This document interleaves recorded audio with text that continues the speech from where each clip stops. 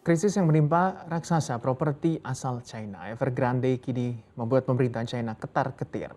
Kekhawatiran soal Evergrande yang tak bisa membayar utang telah meningkat beberapa minggu terakhir. Halo Sobat Prima Plasindo. Perusahaan properti raksasa China Evergrande terjerat hutang lebih dari 400 miliar dolar. Dan banyak yang berpikir ketumbangannya akan mengakibatkan dampak besar pada perekonomian China. Apa yang membuat perusahaan raksasa ini bisa tumbang? Seperti apa pengaruh kejatuhannya? Kita akan bahas bersama dalam video kali ini.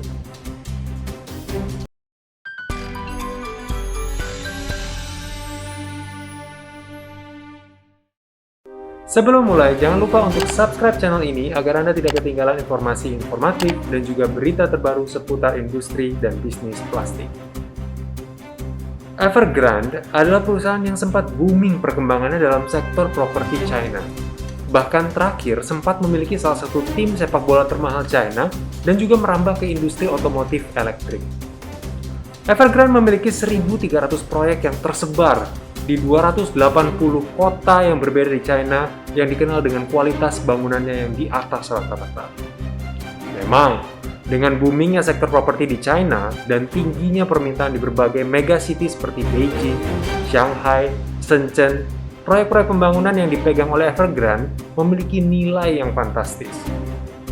Dan untuk memenuhi kebutuhan proyek ini, Evergrande mengambil pinjaman dana yang nilainya juga tidak kalah fantastis. Sayangnya, menjamurnya properti di kota-kota yang lebih kecil, ditambah dengan kebijakan pemerintah setempat di sektor properti, menjadi awal kejatuhan raksasa properti China ini. Banyak analis ekonomi yang mengatakan bahwa kejatuhan Evergrande ini akan menjadi ujian terbesar untuk sistem finansial China yang terlihat stabil dan kokoh selama bertahun-tahun belakangan ini. Bagaimana awal kejatuhan dari Evergrande ini? Banyak penduduk China di kota-kota besar menganggap properti sebagai investasi yang menggiurkan, membuat permintaan di sektor ini semakin meningkat tinggi. Permintaan yang tinggi ini, apalagi di daerah-daerah yang harga propertinya memang sudah tinggi, membuat harga properti semakin melambung tinggi.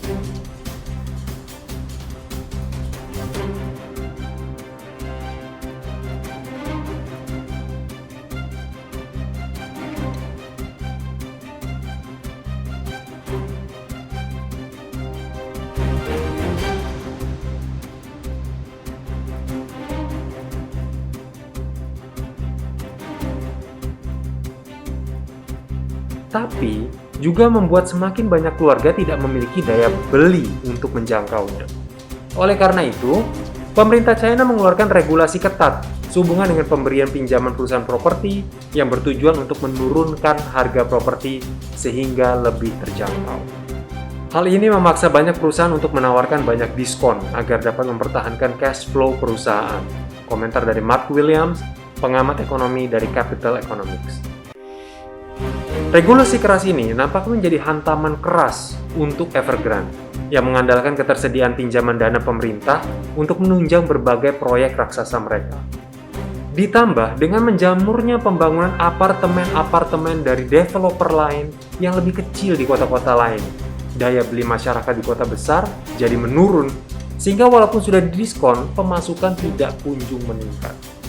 Pihak Evergrande bahkan sempat terdengar meminta 70-80% pekerjanya untuk menginvestasikan uang mereka sendiri ke dalam perusahaan agar ada tetap cash flow.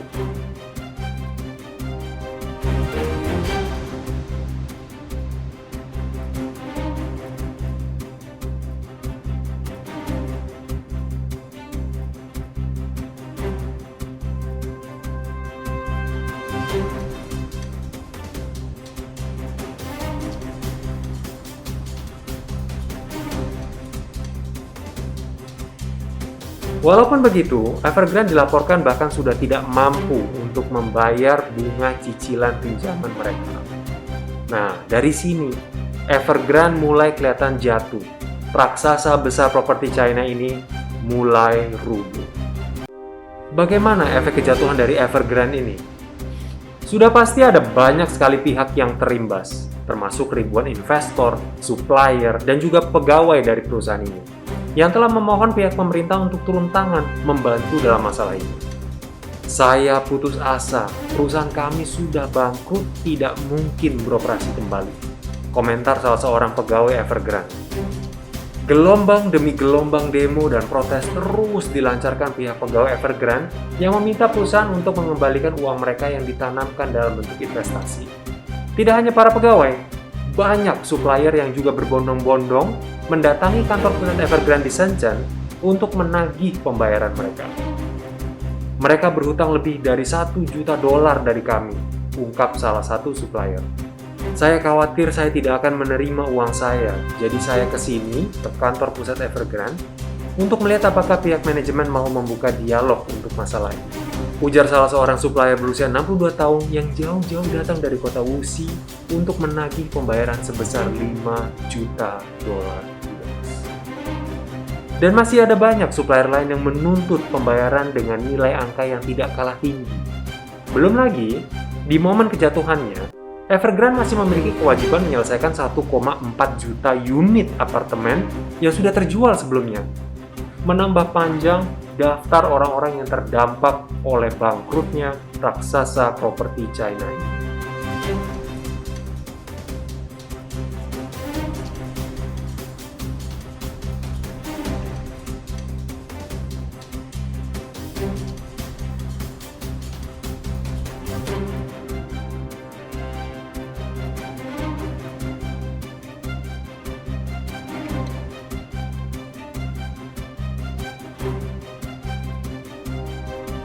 Apakah ini momen yang sama seperti saat pecahnya bubble ekonomi akibat sektor properti di Amerika pada tahun 2008 silam?